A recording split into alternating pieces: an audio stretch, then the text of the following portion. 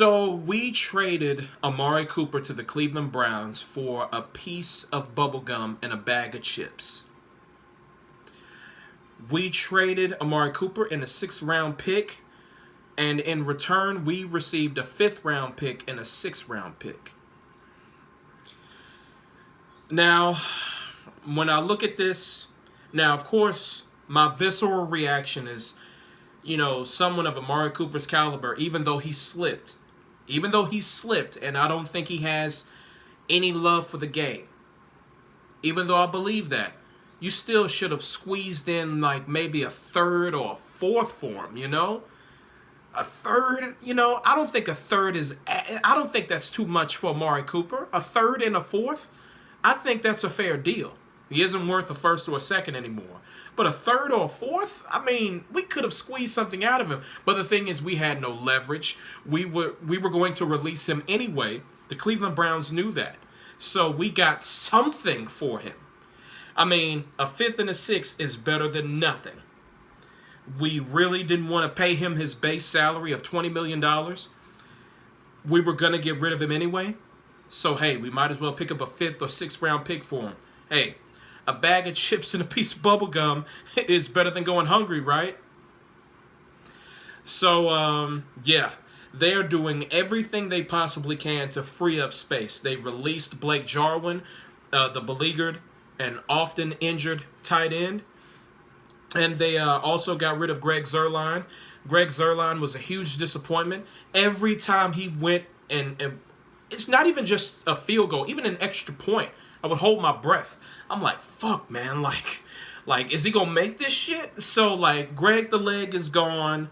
Blake Jarwin is gone. Dalton Schultz, they're gonna offer him a good contract. Amari Cooper's gone.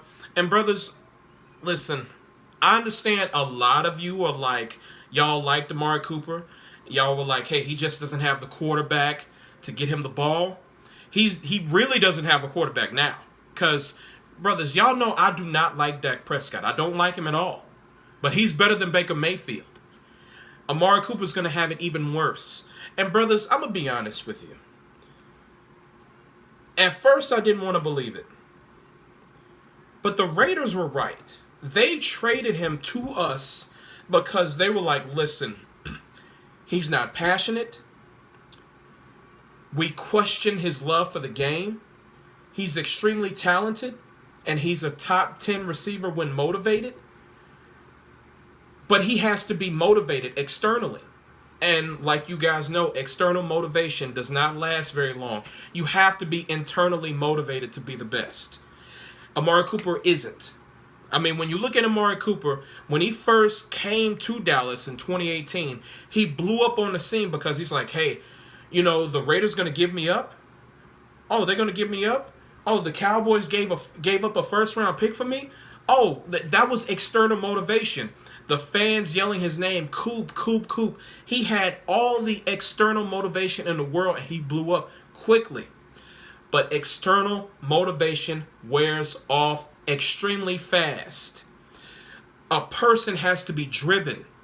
You have to be internally motivated to continue on trying to be the best. And brothers, Amari Cooper is extremely skilled. He has good hands. Footwork is absolutely amazing. Route running is absolutely amazing. The guy has it all. He just doesn't have it here. He doesn't have it here. I've said this in the season. He disappears way too many times on the road. He does. And listen, I'm not a fan of Dak Prescott, but Amari Cooper left a lot on the table. It wasn't all Dak Prescott's fault. I'm sorry, it wasn't. Amari Cooper simply doesn't have the motivation to get better. He does not. He can always get better. He has the talent, he has the size, he has the speed, he has everything. He can get better, and he's already good. He's good. He's pretty good.